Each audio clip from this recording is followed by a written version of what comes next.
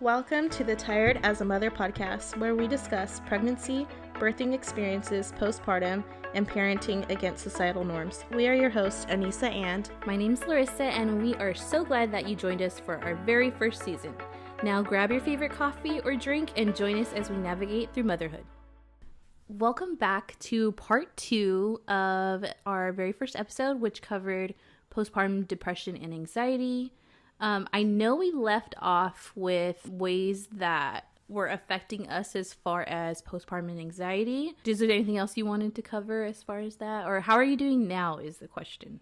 Yeah, I feel like we started off with a really heavy subject, but I feel like that was the basis for our podcast, so that's where we started. Mm-hmm. But now I went back to work, so I've been back to work for 2 weeks now, and I'm feeling a lot better. I feel like after I did my outpatient mental health therapy group and really relying on God, I feel like I pulled myself back together and I'm working, I'm back into a routine, and I'm feeling a lot better. I'm learning how to navigate with God in the center and making time for that to be my focus every day before I wake up.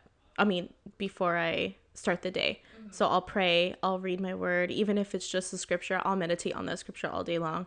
And now I feel like I'm in such a better place. So I'm in a routine, I'm adding, God back into the center each and every day, where before I was in and out, just kind of in a daze trying to figure out how I was going to navigate life with 2 kids.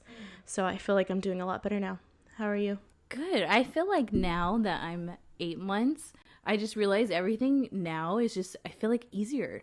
I feel like you kind of just get the hang of it. You kind of get like in a rut for a little bit, but then once you pull yourself out and start like incorporating routines in, it just feels better. And then there also, I think it's the Bible Is app. There is a program on there where they have like weekly things where each day you read a scripture. And then they'll give you a song, or they'll give you like a reading to do, or another experience from another mom, and it's about postpartum depression and anxiety, and that helped a lot. I didn't even know they had that. I was just scrolling through my Bible app one time, and then it said it's like a weekly plan type of thing, and that really helped me a lot. So I do highly suggest if you're going through that, maybe take a look into that. I'll leave the link for the Bible app in our description box. That sounds good. I think that we really need to rely heavily on that, because when you get into that rut, it's really hard to get out of. And that is actually my number one advice to new moms, is get into a routine. Yeah. With Elsie, it took me so long to get into a routine. I don't actually think I got into a routine until I went back to work. I was dragging myself out of bed every morning. We would wake up at like 11 or 12 and we were just lounging in bed until mid-afternoon. And by that time, the day was pretty much over. I hadn't walked, I hadn't eaten breakfast, I hadn't taken care of myself nutritionally or even spiritually. So I was dragging the rest of the day, and every day was like that until I went back to work, and until I realized that I had to go to God and seek Him to fix these emotional issues. And I knew that I had to rely on Him, and after I figured that out, I felt so much better. So we'll go ahead and get into sharing our birthing experiences. So do you want to go ahead and start, Nisa? Now, my birthing experiences were totally different. My first one was my girl. I was laboring at home for a while. I think I labored at home Wednesday around 8. I was already dilated 3 centimeters that checkup. So I started having contractions that night. And I went into the hospital around 5 a.m. the next morning. And I labored all the way up until I want to say like mid-afternoon. And my OB at that point wanted to induce me. So she wanted to give me Pitocin and an epidural. And that wasn't my game plan with my other doctor, because I was seeing a rotation of doctors. So me and another doctor had already discussed. She had just educated me that not to get the epidural until I was really, really in pain. And so I didn't feel pain then when she came to check me. So long story short, I let her check me. I was already dilated 5, and I said, you can break my water, but I will not get Pitocin or an epidural, even though my blood pressure was like in the 140s. We had made that agreement, me and the doctor. And after that, they switched me to a labor room. I labored for a little bit longer. I got some pain medication through the IV, and I kind of took a small nap. What did you take? What pain medication did they give you? I can't remember. Did it make you feel like... It just made me feel sleepy. I literally fell asleep. And so I fell asleep for a little bit, and I was having really strong contractions, so I still hadn't had an epidural at that point. And I want to say about an hour or 2 hours later, after I had the pain medication through the IV, I asked for the epidural because I was in a lot of pain. And at that point, she said, "Let me check you." She checked me. I was dilated 10. I was totally ready to go. It was complete. You were 10? I was complete. Oh my yeah. gosh. And she said absolutely not to the epidural. So she said no. And I had Elsie, I want to say like 15 to 30 minutes later. But in that meantime, I had such bad anxiety with my legs on the stirrups. I had to get off. The nurse was like, "You cannot get off the bed." So I got off the bed. She let me finally after I begged her. And she's like, "You have nowhere to go. Get off the bed. Just walk around for a little bit." I got the anxiety out. I went back up and I pushed. She was like, "Play some good music. Let's get this baby out. There's only one way to get the baby out." But by that time I was exhausted because I hadn't had that epidural. I hadn't slept. I hadn't eaten. So I was exhausted. So I had her, this is probably TMI, but I tore 3 times with her. She came so fast, the doctor ran into the room and barely had time to put on the gloves. Is it because you were pushing, or you felt like you needed to push? I was pushing, and she was coming out fast. Yeah, the nurse was coaching me how to push, and she didn't think that I was going to be effective with it. But just a few pushes in, the baby was already coming out. So she was literally holding her head in. Oh my god. Yeah, she was holding her head and trying to get the phone. So my mom and my husband were scrambling to get the phone. And finally they called the doctor. Doctor ran in, put her gloves on, and caught Elsie. Oh my god. So she came so fast. That's how I tore 3 times. So the recovery after Elsie was so horrible. The pain, the feeling of recovery, it was so bad. I bled so bad. I actually had like a huge hematoma on one side of like my vaginal wall. So they said that they were going to have to take me into surgery to drain it, and it was just a lot. So I just immediately like began praying over myself and my baby, and so that was hard. But so now that was with the regular OB at one of the local hospitals. So I knew that I didn't want the same birthing experience because of how much anxiety I faced. Yeah. So I found after I was pressured to get the COVID vaccine, I found the midwives in Mission Viejo, and they take more of a natural approach. So my labor with Travis was way easier.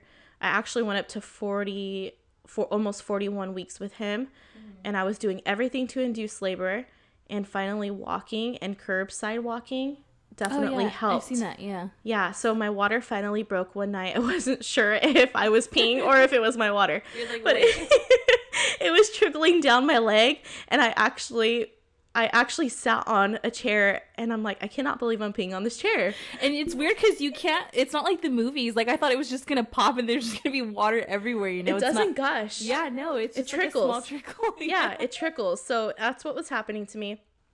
So I came home and I was laboring for a little bit more, and I called my OB, and she said just to wait, to let the contractions get close together. So finally they're 5 minutes apart, and we are about 30 minutes on a good day from the hospital because we live in Eastville. So to drive all the way to Mission Viejo is far. Yeah, so she said, okay, head in now. So it was about midnight when we got there. I was already dilated 6 when I got there. And I was contracting all night. It was fine. I still didn't get an epidural. And then finally, me and my husband were both falling asleep like at 6 a.m. And I told the midwife, I need an epidural. I'm like dying. She said, you can do it. I had been dilated 9.5 since like 2 a.m. So I got there. I was 6 centimeters. At 2 a.m, she checked me. I was 9.5. And you got stuck. And I got stuck. I was stuck. So the rest of the water hadn't broken, and the baby wasn't fully dropping. So it was about 6 a.m. They were about to switch shifts, and I said, can you check me again? She checked me again. I was still 9.5. And a new nurse came in around 8 o'clock, and I just told her, help me. I need help. I'm exhausted. Yeah. You're like, And please, she's somebody. like, yeah, she's like, you're a midwife patient. Normally they only want all natural. And I'm like, no, just please get me an epidural. I'm really in a lot of pain. Mm-hmm. And I was just exhausted at that point. If I would have known, I could have broken my water and just had the baby. But also the baby's cord was wrapped around his neck. So while I was delivering, they were having a hard time finding the heartbeat. So I think I definitely needed the epidural to just kind Push of him out. calm down. But Yeah.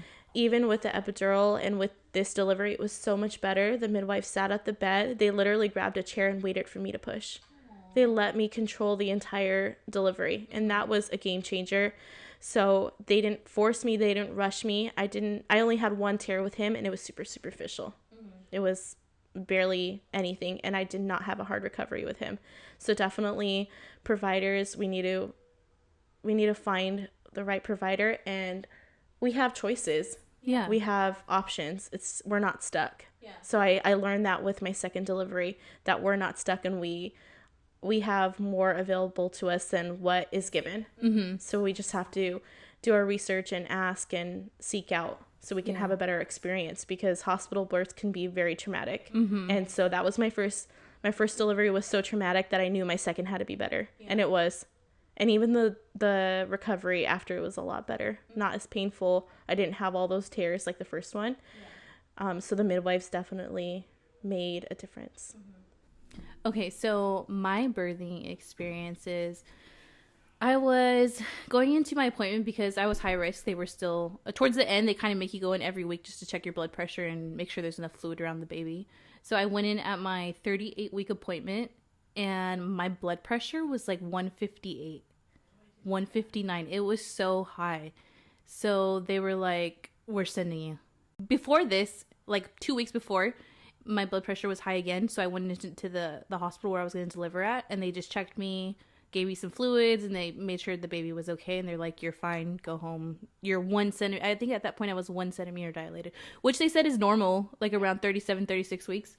So on that 38-week appointment, they were like, you're having the baby today. You have to. We're going to have to induce you. Your blood pressure is too high. So then I'm like freaking out, and then my blood pressure is going higher. It was like 160 something by the time I got to the hospital, and they're like, you're having this baby today. You're 38 weeks. You're having a baby. So I didn't really do a lot of research on inductions, which because I had this whole plan is I'm going to have the baby naturally. I want to experience it naturally. My water's going to break at home. I heard to labor at home. But man, that was just not the case at all. They were like, we were going to induce you. And I just remember crying so hard because I was like, I wanted to do it naturally. I wanted to, experience like my water breaking. Yeah. So the first part of induction that they gave me was, I think it's called Citadel or Citadel. Yes. It's the one, it's a little pill, and they like put it up your vagina. Yes. And then you wait 2 hours and they come back and check you. So I did that for about 8 hours.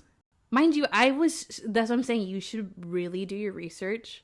Even though you plan your birth, I would say research every induction, every possible thing that you can, just to educate yourself, because we didn't know, we prayed about it and we were like, yes, well, let's just go ahead and go with this. The doctors, they know what they're doing. So, they did that for 8 hours. It wasn't working. My cervix was still hard and I was stuck at a 2 after 8 hours. So then they're like, okay, it's not working. Let's go ahead and do the pill form, Citadel, as like the one you take orally. Yeah. So I did that for 4 hours. And I got to a 3.5. Okay. After that, I was stuck. They were like, let's take you off for a couple hours and just see what happens. They're like, let's start Pitocin. So I was like, okay, that's fine. So we started Pitocin, and I was on Pitocin for like a day and a half. Oh, I didn't know it was that long. It was a long time. I maxed my Pitocin. That's how without an epidural. Without an epidural. Mind you, there's this girl on Instagram. She teaches you how to do pain management with the comb. Yes, I did that. Yeah, I did that for Travis. It helped a lot. Yes. Did it help you? Yes. Yeah, it helped a lot. So I did that for as long as I could, and I told them, like, this isn't working. I'm in a lot of pain. So then they did a balloon. Oh my gosh. And mind you, again, I wasn't educated, so I didn't know. I was like, how painful it? And she's like, it's like a 10. And I was like, well, it helped me to have a natural birth because I really wanted to have a natural birth. She's like, yes, we're going to try. We'll do this. And then if it doesn't work, we'll go to the next option. So when they did the balloon, I was like, I'm exhausted. I'm like, can I get something just to take the edge off? I don't want an epidural yet. I was like, but can I get something? So they put through my IV, they did, I think it's called Statidol or something. Okay. When they put it through my IV, it burned and I immediately started tripping. Like, I had such a bad experience with that drug. Oh my gosh. I was in the hospital for so many days. I think I was just so tired that when I took the thing, it didn't make me tired. It just made me really nauseous and it gave me anxiety. I was like, opposite effect on you. I was like, how long does this take to get out of my system? And like, this isn't okay. And the baby's heart rate dropped. It was just a mess. So they did the balloon procedure and it was so painful. It's where they take a balloon, they put it up there, they stick it between the baby's head and through your cervix, fill it up with saline water. Before they did that, she did a membrane sweep. Oh my gosh. Which again, I was not educated about. That was probably the most painful out of everything. It was horrible. Out of everything, even being on Pitocin without an epidural? Even being on Pitocin without the epidural, her doing a membrane sweep and trying to break my water, which didn't. At what point did they do the membrane sweep? I was stuck at a 3. That was before they put the balloon in. She's like, well, since I'm up here, I'm just going to do a membrane sweep. It'll help. Who did it? The doctor? The doctor. It was the most painful experience. Honestly, even more than my contractions with Pitocin. That's how bad it was. So she did the membrane sweep and then they put the balloon in. I had the balloon in for about 2.5 hours. I got up to use the bathroom and my water broke. So I was like, thank you, Jesus. My water broke.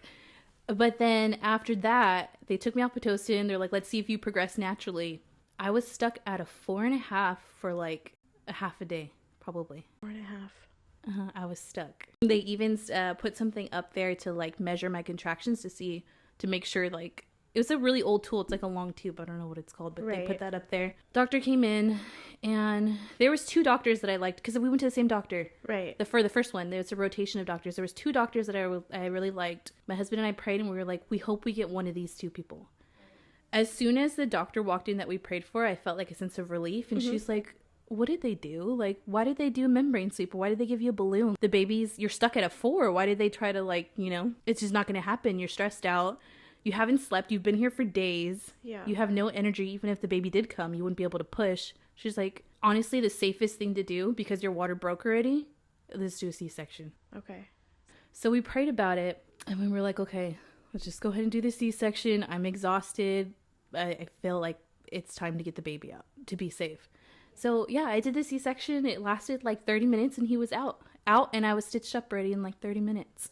Wow. Yeah. I think I honestly freaked myself out about it more than anything because when I went in, it was fine. My recovery was a little rough, but yeah, I had a really rough delivery process. I think we were in the hospital for we had him on the 28th and we went in the day after Christmas.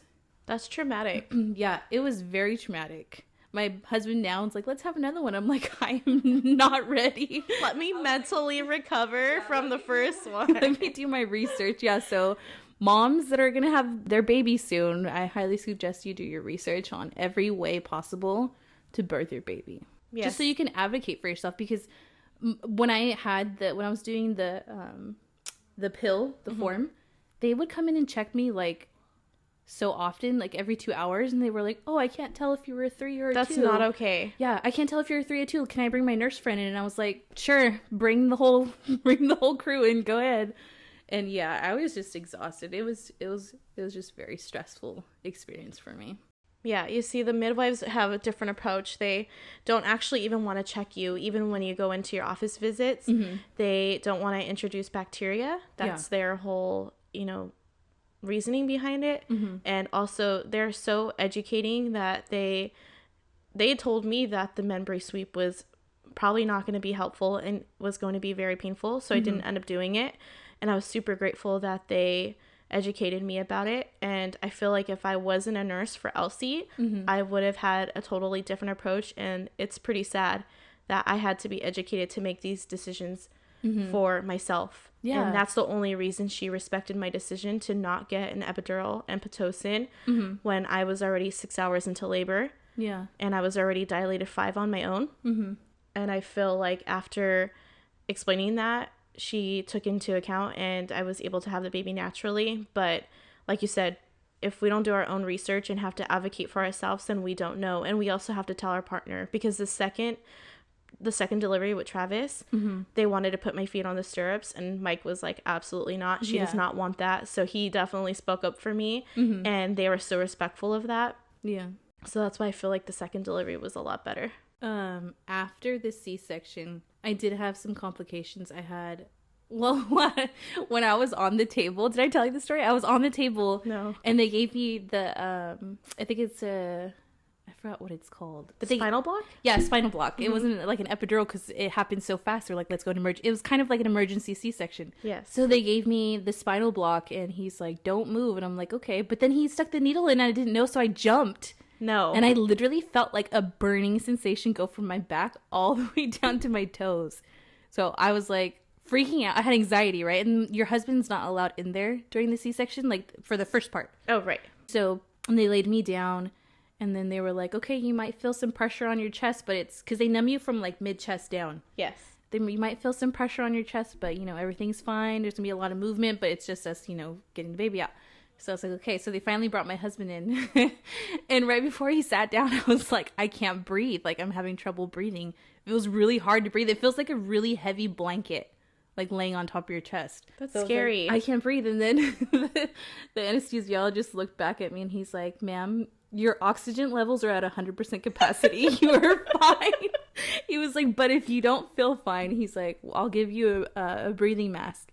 So they put the breathing mask on me, and I freaked out. I felt like I couldn't breathe because, you know, they put the mask. Yeah, it's even more dramatic. Yeah. So I took it off. My husband finally came, and he was like, babe, you're fine. And I was like, okay. So yeah, it was just crazy. But we'll go ahead and pick up on the next episode next week. Again, thank you for joining us, and we'll see you in the next one.